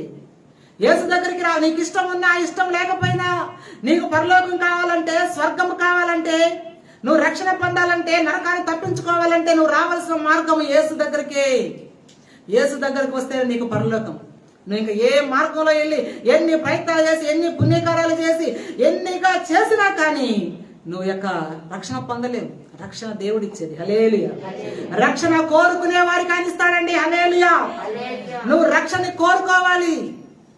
ఊరికి నా మౌనంగా ఉంటే నీ మీద ఏదో వచ్చేయడు. రక్షణ కోరుకోవాలి. కీర్తన గ్రంథం రక్షణ కోరుకునే వారికి ఆయన అనుగ్రహిస్తాడండి. ఆశగల ప్రాణాన్ని ఆయన తృప్తిపరిచే దేవుడు. అందుకని యేసు ఒక్కడే మిగిలిపోయాడు. ఎందుకంటే ఆయన పరిశుద్ధుడు. ఆయన ఎందుకు వచ్చాడు? ఆయన ఒక ఉద్దేశంతో ఈ లోకానికి వచ్చి ఉన్నాడు. అప్పుడు చూడండి, యేసు అంటాడు, ఆ స్త్రీ మధ్య నిలవబడి ఉండని యేసు తల ఎత్తి చూచాడు. యేసు తల ఎత్తి అమ్మా ఏమన్నాడండి? పిలుపులో ఎంత మాధుర్యం అండి! ఆయన పిలుపులో ఎంత మాధుర్యం! ఒక వ్యభిచారమందు పట్టబడిన స్త్రీని అదిగో ఇదిగో అది ఇది అంటారు కదా, పాపిష్టురాలంటారు, చండాపుదాన్ని అంటారు, ఎన్నో రకాలుగా అంటారు, అది ఇది మర్యాద లేకుండా మాట్లాడతారు కదా. వ్యభిచారమందు పట్టబడిన స్త్రీ ఎంతమంది కుటుంబాలుగా కూల్చిందో, వ్యభిచారం చేస్తుంది, పాపి. అటువంటి వారిని ధర్మశాస్త్రంలో రాళ్లు తీసుకుని కొట్టి చంపాలి. మరణానికి ఆమె యోగ్యురాలు. మరణానికి మరణ శిక్ష అనుభవించడానికి ఆమె సిద్ధంగా ఉన్న మహిళ. అటువంటి స్త్రీని యేసయ్య ఏమని పిలుస్తున్నాడు? అమ్మా అంటున్నాడండి. ఎంత గొప్ప పిలుపండి, ఎంత మాధుర్యం అండి. అందుకనే సోలమ్మతి వర్ణిస్తుంది కదా, అతని నోరు అతి మధురం. ఏంటమ్మా? అతని నోరు మధురం. అతని నోట్లో ఉంచి మాట్లాడే మధురమైన మాటలే, ఎంత ప్రేమ గల మాటలే. ఆ మాటలు వినడానికే జన సమూహము ఏం చేశారమ్మా? ఆ మాటలు వినడం కొరకే కొంచెం ముందుకు జరుపుకోండి. ఆ మాటలు వినడం కొరకే జన సమూహం ఏం చేశారు? తండోపతండ యేసయ్యను ఎప్పుడు వెంబడిస్తా ఉన్నారు. చూసారండి. కానీ ఇక్కడ అంటున్నాడు అమ్మా కదండి. మన దేవుడు ఆ మాటలో ఎంత ప్రేమ ఉందో కదా. ఆ మాటలో ఎంత ప్రేమ ఉంది, ఎంత శ్రద్ధ ఉంది. అమ్మా అంటున్నాడండి. ఇంగ్లీష్లో ఉమెన్ అని ఉంటుంది, అమ్మా అంటున్నాడు. ఇక్కడ ఎవరిని పిలుస్తారని అమ్మ? ఒక తెలిసిన ఒక ఆంటీ ఉంటే ఆమె ఆంటీ అన్నాం అనుకోండి, ఆంటీ అంటారు, నేనేమో నీకు చుట్టమా అంటది. హల్లెలూయా, దేవునికి స్తోత్రం. ఆంటీ అన్నారు, ఎవరైనా అన్నారు అనుకోండి ఆమె ఆంటీ. ఈ రోజులు కామన్ కదా, ఆంటీ అంకుల్ అంటాము. ఎవరినైనా ఆంటీ అంకుల్ అంటలేదా? మన నెల్లూరులో అయితే అక్క అని అంటారు. ఎవరినైనా కానీ అక్క అన్న అంటారు నెల్లూరు. ఎవరైనా ఎంత పెద్దవాళ్ళైనా ముసలివాళ్ళైనా ఆంటీ అక్క అన్న, వాళ్ళు భార్యాభర్తలైనా అక్క అన్న అంటారు. ఇక మనందరం కూడా ఏంటో ఆంటీ అంకుల్. 10 మంది వయసులో ఉన్నవాళ్ళు ఆంటీ అంకుల్ అంటే అక్క అంటారు కదా. ఒక ఆమె అలాగే అంటే, ఏంటి నన్ను ఆంటీ అంటే, నీకేం రిలేషన్ ఉంది? నేనేమో నీకు బంధువా ఏంటి నువ్వు నన్ను ఆంటీ అంటున్నావు అనగా ఇంకో రోజు నుంచి అనిందంట. చూసారండి, అంటే ఒక మాట అనడానికి వాళ్ళకి ఎంత బాధ. కానీ యేసయ్య అమ్మా అంటున్నాడు. ఎంత మాధుర్యం అండి. అందుకని ఈ దేవుని కొరకు మనం బతకాలండి. ఈ దేవుడు మనకి దొరికాడంటే మన అదృష్టం, మన జన్మ ధన్యం. హల్లెలూయా.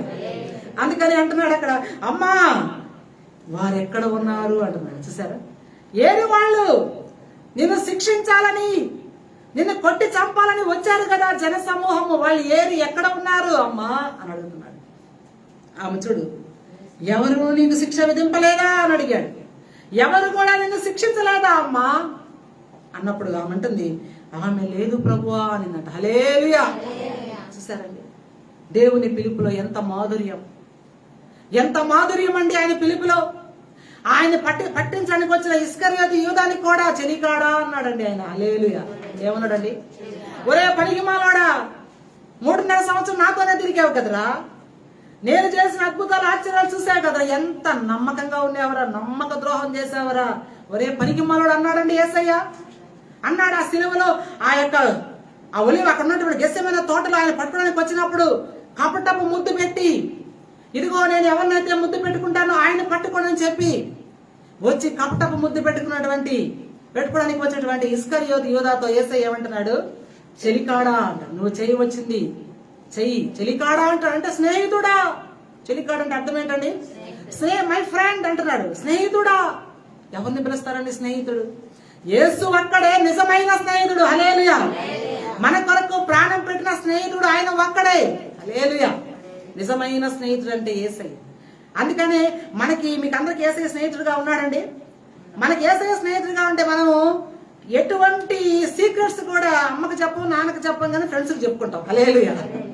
ప్రాణ స్నేహితులు చెప్పుకోమా కదండి. చాలా మంది ఏం చేస్తారు చూడండి, కొన్ని పర్సనల్ విషయాలు కొంతమంది తల్లికి చెప్పరు, తండ్రికి చెప్పరు, ఇంట్లో ఎవరికి చెప్పరు, కానీ తన క్లోజ్ ఫ్రెండ్ కి తన యొక్క సొంత విషయాలు షేర్ చేసుకుంటారు. అవునా లేదా? అంటే ఫ్రెండ్ అంటే అదొక రిలేషన్. అట్లాగా ఈ ప్రాణ స్నేహితులని యేసయ్యకి కూడా మనం అన్ని మన హృదయంలో అన్ని కూడా ఆయన చెప్పుకోవచ్చు. హల్లెలూయా. అన్ని చెప్పుకోవచ్చు. ఆయన మన ఫ్రెండ్. ఏదో భయపడమ్మో ఆయన మా దగ్గర భయం అదేం లేదు, ఫ్రెండ్. అందుకని అబ్రహాం అంటే దేవునికి ఫ్రెండ్ అంట. హల్లెలూయా. దేవునికి ఫ్రెండ్ ఎవరమ్మా? అబ్రహాం దేవునికి ఫ్రెండ్ అంట. ఇప్పుడు మనం కూడా ఆయన స్నేహితుడు. అందుకని దాసులని పిలవక మనల్ని ఏమని పిలుస్తున్నాడు? స్నేహితులని పిలుస్తున్నాడు అండి. హల్లెలూయా. మనం ఆయన స్నేహితులు. ఎంత ధన్యత ఇచ్చాడండి మనకి. అందుకని అమ్మ వారు ఎక్కడ ఉన్నారు, ఎవరూ నీకు శిక్ష విధింపలేదా అన్నప్పుడు ఆమె అడిగినప్పుడు ఆమె లేదు ప్రభువా అంటుంది. ఎవరు శిక్షించలే ఆమె, ఎవరూ శిక్షించలేదు ఆమె. అప్పుడు చూడండి యేసయ్య, అందుకు యేసు నేను నీకు శిక్ష విధింపను. హల్లెలూయా. ఏమంటాడమ్మా? నేను కూడా నిన్ను శిక్షించను. చూడండి, ఒక వ్యక్తికి శిక్ష వేయాలంటే ధర్మశాస్త్ర ప్రకారం ఒక రూల్ ఉంది. ఈ ద్వితీయోపదేశ కాండం చూద్దాం మనం. ద్వితీయోపదేశ కాండం 17వ అధ్యాయంలో 6వ వచనంలో మనం చూస్తే ఒక్క సాక్షి మాట మీద వానికి విధింపకూడదు. చూసారండి? వాడిని చంపుటకు మొదటి సాక్షులను తర్వాత జనులందరూ వారి మీద చేతులు వేయవలను, అట్లు నీ మధ్య నుండి ఆ చెడుతనమును పరిహరింపవలను. చూసారండి? ఒక వ్యక్తిని శిక్షించాలంటే చూసారా, 2-3 సాక్షుల మాట మీదనే చావదగిన వానికి మరణ శిక్ష విధించాలి. ఒక్క సాక్ష్యంతో ఆ వ్యక్తికి మరణ శిక్ష వేయకూడదు. ఇప్పుడు యేసు ఒక్కడే అక్కడ మిగిలిపోయి ఉన్నాడు. ధర్మశాస్త్రానికి అక్కడ విలువనిస్తున్నాడు. ఆయనలో ఆయన శిక్షించడానికి ఆయనకు సర్వాధికారం ఉన్నది ఆమెని, కానీ ఆయన శిక్షించటం లేదు. అక్కడ వాక్యాన్ని ఇక్కడ మనం చూస్తే 2-3 సాక్షుల మీదట ఆమె శిక్షించాలి, కానీ అక్కడ ఎవరు లేరు, యేసు ఒక్కడే ఉన్నాడు. కాబట్టి ఆయన అంటున్నాడు, నేను కూడా నేను శిక్ష. సేమ్ వాక్యం అదే ద్వితీయోపదేశ కాండం 19వ అధ్యాయం 15వ వచనంలో కూడా ఉంటుందండి. చూసారండి? అందుకనే చూసారా, మనం ఇక్కడ గమనిద్దాం. చివరికి వచ్చేసాం. యేసు అంటే నేను కూడా నీకు శిక్ష విధింపును. ఎందుకు విధింపుడు అండి ప్రియులారా? ఆయన ఎందుకు వచ్చాడు? ఒక శ్రేష్టమైన మాట మీరు వినాలి. మీకు వాక్యం కనపడకపోయినా ప్రాబ్లం లేదు, నేను చెప్పేది వినండి. యేసయ్య ఎందుకు వచ్చాడు ఈ భూమి మీదకి? పాపులను శిక్షించడానికి రాలేదు. హల్లెలూయా.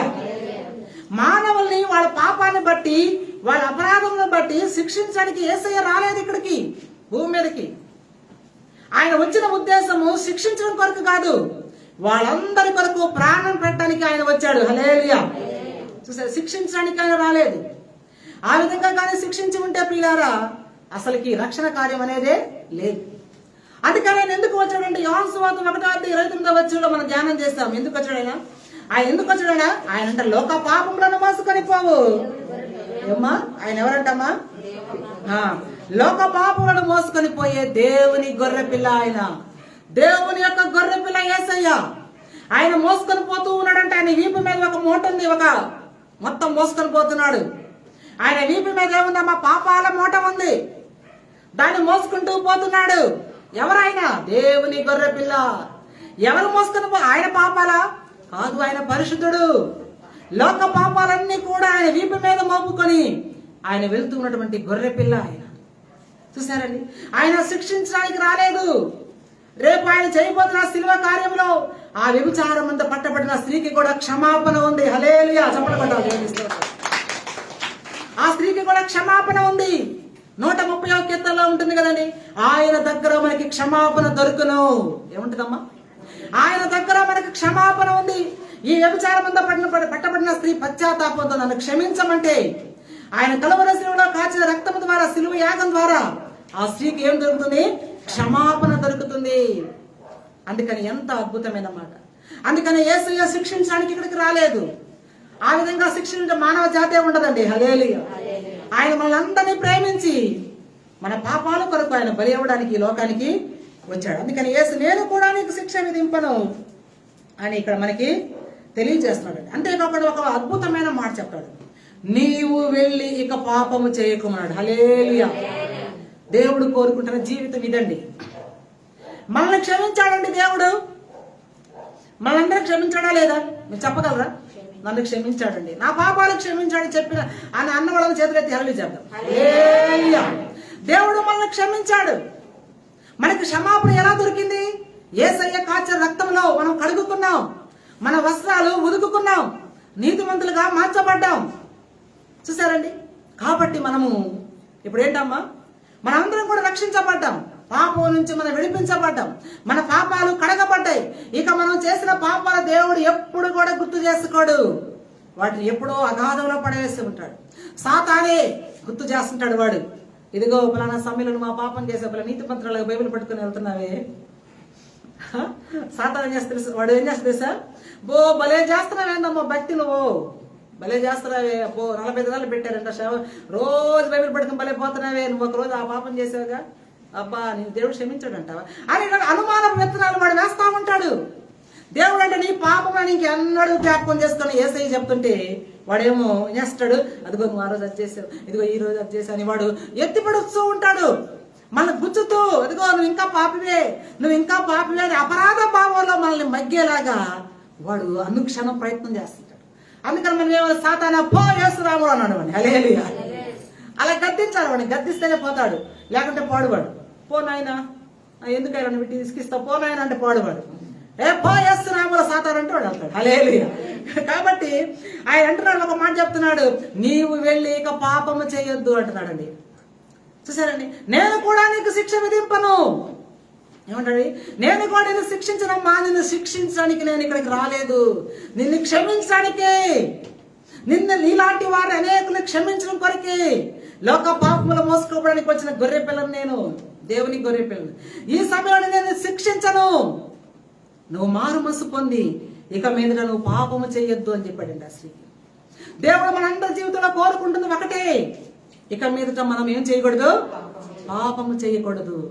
ఒకప్పుడు మన పాపులమే, కానీ ఇప్పుడు మనం అందరం యేసు రక్తంలో కడగబడిన నీతిమంతులు. హల్లెలూయా. మనము నీతిమంతులమండి, మనం పరిశుద్ధులమండి, మనం దేవుని బిడ్డలమండి, ఆయన కుమారులము కుమార్తెలమండి. మనము ఎంత గొప్ప ఆధిక్యత దేవుడు మనకి ఇచ్చాడు. ఎన్నో ఉన్నాయి, ఇంకా రాసుకుంటే పెద్ద పేపర్ నిండిపోతుంది. ఆయన స్నేహితులం, ఆయన దాసులం, ఆయన బిడ్డలం, ఆయన ప్రజలం, ఆయన రాజ్యము ఎన్నో ఉన్నాయి ఇట్లాంటి మనం అనుకుంటే. అటువంటి ఉన్న మనల్ని ఆయన చెప్తున్న మాట, ఇక మీదట నువ్వు పాపం చేయొద్దు నా స్త్రీతో అన్నాడు. నువ్వు వెళ్ళి ఇక్కడ నుంచి, కానీ ఇక మీదట పాపము చేయొద్దు. ఆయన శిక్షించకుండా ఉండడానికి ఉద్దేశం ఏంటి? మళ్ళా పాపం చేయమనే ఏమా? ఆయన శిక్షించకుండా ఉండడానికి అర్థం ఏంటి? మళ్ళా నువ్వు వెళ్ళి పాపం చేయని ప్రేరేపించడం కొరకు కాదండి. ఆమె మారు మనసు పొందడానికి అవకాశం ఇచ్చాడు. తర్వాత అంటున్నాడు, ఇక మీదట నువ్వు వెళ్ళి పాపము చెయ్యొద్దు కదండి. పాపులకి పరలోకంలో స్థానం లేదు. రక్షించబడిన తర్వాత కూడా పాపము చేయడానికి అవకాశం ఉన్నది. నీతిమంతులుగా మార్చబడిన తర్వాత కూడా పాపము చేయడానికి అవకాశం ఉన్నది. కాబట్టి మన ఘటములను, అంటే మన జీవితాలను ఎలాగో కాపాడుకుని ఉండడమే దేవుని చిత్తము. కాపాడుకోవాలండి మనల్ని. మన మీదకి 24 గంటలు ఒకడు దృష్టి ఉంటుంది, మన మీద సీసీ కెమెరా ఉంటుంది మన మీద. హల్లెలూయా. చూసారా? అక్కడక్కడ సీసీ కెమెరాలు పెడుతున్నారు కదా. మన మీద 24 గంటలు ఒకడికి మనం ఎక్కడికి వెళ్తున్నామా, ఏం చేస్తున్నామా, అన్ని గమనిస్తుంటాడు ఒకడు దుష్టుడు. వాడి పని అదే. వాడు లోకస్తుల దగ్గరికి వెళ్ళడు. వాడు పని అంతా మన మీద, వాడికి డ్యూటీ అంతా మన దగ్గరే. వాడు చాలా మంది పనులు కూడా ఉంటారు, వాడికి సర్వెంట్స్ ఉంటారు. చూసారు? కాబట్టి మనం ఏం చేయకూడదు? పాపము చేయకూడదు. పాపం అంటే ఏంటండి? ముగించుకుందాం. పాపం అంటే ఏంటి? ఆజ్ఞ అతిక్రమమే పాపం. దేవుని మాట వినకపోవడమే. దేవుని మాట ఎంతమంది వింటున్నాం మనం? యేసు రక్తంలో కడగబడ్డాం, నీతిమంతులుగా చేర్చబడ్డాం. యేసయ్య దగ్గర మనకి మన పాపాలకి క్షమాపణ దొరికింది. ఆయన ప్రేమను మనం రుచి చూసాం. ఆయన ప్రేమలో మనం వర్ధిల్లుతూ ఉన్నాం. అయినా ఏదైనా పాపం మన మీద ఏలుబడి చేస్తుందేమో మనం ఆలోచన చేయాలి. అందుకని పాపమునకు వచ్చే జీతము మరణము. అయితే దేవుని యొక్క కృపావరము మన ప్రభువైన యేసుక్రీస్తు నిత్య జీవము. పాపము చేస్తే మనకు వచ్చేటువంటి గిఫ్ట్ మరణం. అదే యేసయ్యను నమ్ముకుంటే మనకు వచ్చేది నిత్య జీవం అండి. హల్లెలూయా. యేసయ్యను నమ్ముకుంటే నీ అప్పులు తీరుస్తాడమ్మా. యేసయ్యను నమ్ముకుంటే నీ రోగం పోద్దమ్మా. యేసయ్యను నమ్ముకుంటే బిల్డింగ్లు కడతావమ్మా. యేసయ్యను నమ్ముకుంటే నీ బంగారం అంతా ఇంట్లో బంగారమేనమ్మా అని చెప్పడం కాదు. యేసయ్యను నమ్ముకుంటే నీకు ఇచ్చేది నిత్య జీవము. హల్లెలూయా. ఆ నిత్య జీవానికి నువ్వు ఎంత బంగారం వెళ్ళగట్టినా, ఎంత వెండి, దానికి సరి సమానమైన ఈ లోకంలో ఏది కూడా లేదండి. అది ఒక్క యేసయ్యే మనకి నిత్య జీవం ఇస్తాడు. నిత్య జీవం అంటే దేవునితో యుగయుగాలు యేసయ్య యొక్క జీవాన్ని మనం కలిగి ఆయనతో యుగయుగాలు ఉండే భాగ్యాన్ని మనకి ఇస్తున్నాడు. కాబట్టి మనం ఆ నిత్య జీవం కొరకు ఏం చేయాలి? ఈ లోకంలో మన మీద ఏలుబడి ఏ పాపము కూడా చేయకుండా ఎప్పటికప్పుడు అలర్ట్ గా ఉండాలి. ఎలా ఉండాలి? చురుకుగా ఉండాలి. మనం ఎలా ఉండాలి? మంపుగా ఉండాలి, చురుకుగా. మన ఆత్మీయ జీవితాన్ని ఎప్పటికప్పుడు సరి చూసుకుంటూ, ఏదైనా మనలో దేవునికి ఆయాసకరంగా ఉందేమో చూసుకుంటూ, తీసివేసుకుంటూ, దేవుని సన్నిధిలో అడిగి, అయ్యా నాలో ఈ బలహీనత ఉంది, తీసివేయి ప్రభువా. నాలో ఇంకా ప్రభువుని నమ్ముకున్నాను కానీ ఇదిగో నాకు ఇలాంటి ఆలోచనలు వస్తున్నాయి, ఇదిగో ఇలాంటి పాపంలో నేను ఇంకా చేస్తున్నాను, క్షమించు ప్రభువా అని దేవుణ్ణి అడిగినప్పుడు దేవుడు మనకి ఖచ్చితంగా ఆయన సహాయం చేస్తాడు. అదే మనకి ఈ యొక్క వ్యభిచారం అంతా పట్టబడిన స్త్రీ యొక్క వాక్యం, ఆ యొక్క భాగం ద్వారా మనకి దేవుడు తెలియజేస్తున్నాడు. ఆయన వచ్చింది శిక్షించడానికి కాదు కానీ క్షమించడం కొరకు. మనందరికి క్షమాపణ ఇచ్చాడు. ఆయన కలువరి శిలువలో మన కొరకు అందరి కొరకు ఏం చేశాడమ్మా? ఆయన రక్తాన్ని కార్చాడు, ఆయన ప్రాణాన్ని పెట్టాడు. ఆయన ప్రాణం ఎంత విలువైందో కదండి. ఆ దేవుని కొరకు మనం బతకాలి. ఎవరి కొరకు బతకాలి? కొంతమందికి నిద్ర వస్తుంది, కొంతమంది బలహీనంగా ఉన్నారు. ప్రియులారా, హల్లెలూయా, హల్లెలూయా, హల్లెలూయా, స్తుతి మహిమ ఎల్లప్పుడూ దేవునికి చెందును. హల్లెలూయా, స్తుతి మహిమ ఎల్లప్పుడూ దేవునికి చెందును. హల్లెలూయా, హల్లెలూయా, హల్లెలూయా, హల్లెలూయా, హల్లెలూయా, హల్లెలూయా, హల్లెలూయా, స్తుతి మహిమ ఎల్లప్పుడూ దేవునికి చెందును. అన్న సైన్యములకు అధిపతి అయిన ఆ దేవుని స్తుతించెదము. అన్న సైన్యములకు అధిపతి అయిన ఆ దేవుని స్తుతించెదము. అన్న సాగరములను దాటించిన ఆ యెహోవాను స్తుతించెదము. అన్న సాగరములను దాటించిన ఆ యెహోవాను స్తుతించెదము. హల్లెలూయా, స్తుతి మహిమ ఎల్లప్పుడూ దేవునికి చెందును. హల్లెలూయా, స్తుతి మహిమ ఎల్లప్పుడూ దేవునికి చెందును. ప్రార్థన చేసుకుందాం. ఆత్మలో చురుకుగా ఉండండి, ఆత్మీయ జీవితంలో చురుకుగా ఉండండి అమ్మా. సమయం చాలా విలువైంది. మోకరిద్దాం. దేవుడు అద్భుతమైన మాటలు మనం విన్నాం. దేవుని దగ్గర క్షమాపణ మనకు దొరుకుతుంది. ఆయన మనం ఎంతో ప్రేమించే దేవుడు, శాశ్వతమైన ప్రేమతో మనల్ని ప్రేమిస్తున్న దేవుడు, మన మధ్యలో సంచరిస్తున్న దేవుడు, నిన్ను దీవించడం కొరకు, నిన్ను ఆస్వాదించడం కొరకు మన మధ్యలోకి వచ్చిన దిగి వచ్చిన గొప్ప దేవుడు ఆయన. అడుగమ్మా, ప్రభువా నాయనా నన్ను ఆశీర్వదించు. ఎంత ప్రేమ ప్రభా, నీ మాటలు ఎంత మాధుర్యం, ఎంత మధురమైన మాటలను ఆయన అమ్మా అని పిలిచావయ్యా. నీకు స్తోత్రాలయ్యా. అవును, అందరూ అడగండి అయ్యా, నీ కొరకే నేను బతుకుతానయ్యా. ఎక్కడ దొరుకుతుంది ఇంత ప్రేమ? ఎక్కడ దొరుకుతుంది ఇంత క్షమాపణ? నీ పాపములకు క్షమాపణ. నేను ఎంతగా ప్రేమించాడమ్మా, నీ పాపాలు మోసాడమ్మా వీపు మీద ఆయన. లోక పాపములు మోసుకొని పోవు దేవుని గొర్రె పిల్ల ఆయన. నిలువెల్లా ప్రేమే నీవంటే. అంత ప్రేమ కలిగిన దేవుని కొరకు బతకడం కొరకు ఎందుకు వెనకంజ వేస్తున్నారు ప్రియ బిడ్డ? ఎందుకు వేస్తున్నారు? ఆయన రోజు చేతులు చాపి నీ కొరకు ఎదురు చూస్తున్నాడు. నువ్వు బాగా దేవుల్లో ఎదగాలని, వాక్యంలో ఎదగాలని, ఆత్మీయంగా వృద్ధి పొందాలని నీ కొరకు ఎన్ని విధాలుగా ప్రయత్నం చేస్తుంటే నువ్వు ఎందుకు మౌనంగా? దేవుడు నీకు ఏర్పాటు చేసిన సమయాల్లో రాకుండా ఇళ్లలో కూర్చుంటున్నారు. అడగండి, అయ్యా నీ సన్నిధికి నాకు రావాలని ఆశ అయ్యా, నా బలహీనతలను విడిపించాలి అని అడగండి అమ్మా. ఆయన మన మధ్యలో సంచరిస్తున్న దేవుడుగా ఉన్నాడు. మనకు తోడుగా ఉండే ఇమ్మానుయేలు దేవుడుగా ఉన్నాడు ఆయన. అందుకని అడగండి, ప్రభా ఆయన నన్ను ఆశీర్వదించయ్యా, నన్ను దీవించయ్యా. అయ్యా నీవే నా తల్లివి, నన్ను దాటిపోవద్దు ప్రభా, నన్ను దాటిపోవద్దయ్యా. కలువరి శ్రీవులో నీ కొరకు నిలువెల్లా నలిగిపోయిన దేవుని కొరకు బతుకమ్మ. ఆయన తప్ప ఈ లోకంలో మనకి ఎవ్వరూ లేదు. ఆయనే మనకు సమస్తము. అడుగు, పశ్చాత్తాపంతో ప్రార్థన చేసుకో. నువ్వు నాకు కావాలి, నువ్వు నాకు కావాలి యేసయ్యా అని అడగండి అమ్మా. నువ్వు లేని జీవితం శూన్యమయ్యా. నీ కొరకు బతకాలనుంది కానీ అనేక బలహీనతలు ఉన్నాయ్యా, నన్ను క్షమించయ్యా అని అడగండి అమ్మా. అయ్యా నా గుడ్డివాడినయ్యా, నా కళ్ళు సంపూర్ణంగా తెరువయ్యా. నీ ధర్మశాస్త్రంలో ఆశ్చర్యమైన సంగతులు తెలుసుకున్నాగున, నీ ప్రేమను ఇంకా తెలుసుకున్నాగున మనోనేత్రాలు వెలిగించయ్యా అని అడుగు. అవునయ్యా, మోగవాడినయ్యా, నేను స్తుతించలేకపోతున్నాను, నీ గురించి పాడలేకపోతున్నా, నీ గురించి చెప్పలేకపోతున్నానయ్యా అన్నారు. అడుగమ్మ. నేను కుంటివాడినయ్యా, నీ సన్నిధికి నడవలేకపోతున్నానయ్యా, అనారోగ్యంగా ఉన్నాను, కుంటివాడుగా ఉన్నాను, నన్ను కరుణించయ్యా. అయ్యా నా కాళ్ళలో శక్తి, నీ మందిరానికి పరుగు పరుగున వచ్చే కృప ఏమని అడగండి అమ్మా. అడగండి. గుడ్డివాడినయ్యా నా కనులు తెరువవా, ముగవాడినయ్యా నా స్వరము నీయవా. గుడ్డివాడినయ్యా నా కనులు తెరువవా, ముగవాడినయ్యా నా స్వరము నీయవా. గుడ్డివాడినయ్యా నా తోడు నడువవా, గుడ్డివాడినయ్యా నా తోడు నడువవా. దావీదు కుమారుడా నన్ను దాటిపోకయ్యా, నజరేతు వాడా నన్ను విడిచిపోకయ్యా. దావీదు కుమారుడా నన్ను దాటిపోకయ్యా, నన్ను విడిచిపోకయ్యా. నీవు తప్ప నాకు యుగంలో ఎవరున్నారయ్యా, నీవు తప్ప నాకు ఎవరికి చోటే లేదయ్యా.